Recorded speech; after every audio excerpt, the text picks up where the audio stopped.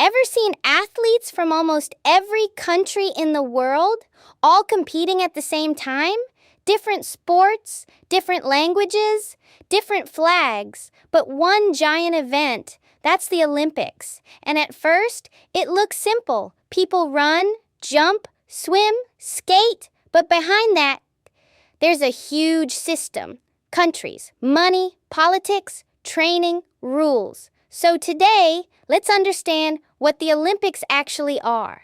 Imagine your school decided to hold the biggest sports day ever. But instead of classrooms, it's countries. And instead of a playground, it's the entire world watching. That's the Olympics. Every few years, countries send their best athletes to compete in hundreds of events. The goal is simple: win medals, but the meaning is much bigger than that. Where it came from. The Olympics didn't start as a global event. They started in ancient Greece. Thousands of years ago, people would gather in one place on pause wars and compete in sport. It was part celebration, part competition, part politics. Then, in the late 1800s, the modern Olympics were created. The idea was simple. Sport could bring countries together. And that idea still drives the games today. Athletes don't compete as individuals first. They compete for countries. Each country sends a team. That team is chosen through national competitions, rankings, and qualification rules. Some countries send hundreds of athletes. Some send only a few. But everyone competes on the same stage. That's important. Because the Olympics aren't just about winning, they're about representation, medals, the simple scoring system. The system looks complicated, but it's actually very simple. Gold means first, silver means second, bronze means third. Countries count how many medals they win.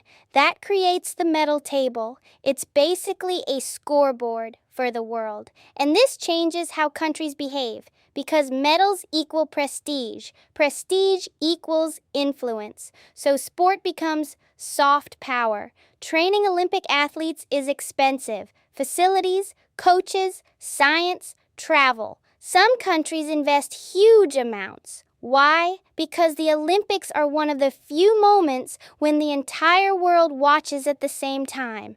Winning sends a message. We are strong. We are capable. We matter.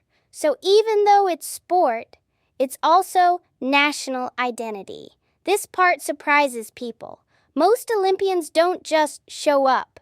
They spend years inside a pipeline.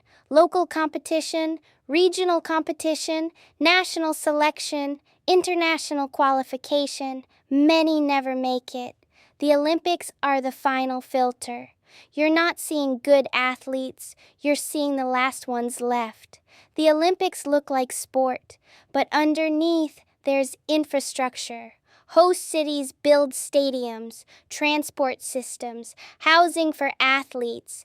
There are committees that decide rules, broadcast deals worth billions, sponsors funding everything. It's closer to running a temporary country than running a sports event, and that's why hosting the Olympics is risky. Some cities benefit. Some end up in debt. Why the world watches. Humans are wired to care about competition. But the Olympics add something else. Stories, underdogs, comebacks, rivalries, national pride. You're not just watching sport. You're watching narrative. And narrative keeps people watching even sports they've never cared about before.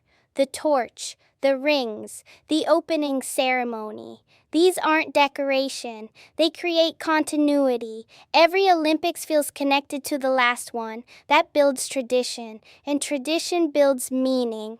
Meaning is what turns an event into a global ritual. The simple mechanic, the core idea. At its core, the Olympics are just this: many countries competing under shared rules in a limited time window while the entire world watches. That creates pressure, and pressure creates moments. That's the engine of the Olympics. The games bring countries together, but they also create tension, funding debates, political boycotts, questions about fairness. Because when competition is global, everything becomes bigger. The wins, the losses, the stakes. So go back to that school sports day. Imagine the whole world watching it. Imagine your entire country caring about your race.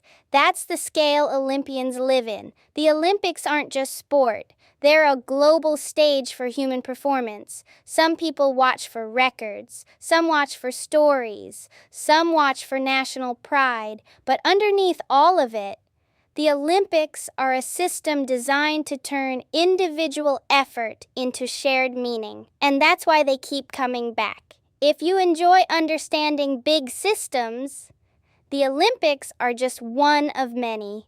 Technology, power, the internet. And once you see how systems work, the world starts to make more sense. So if you want more videos like this, subscribe, and I'll see you in the next one.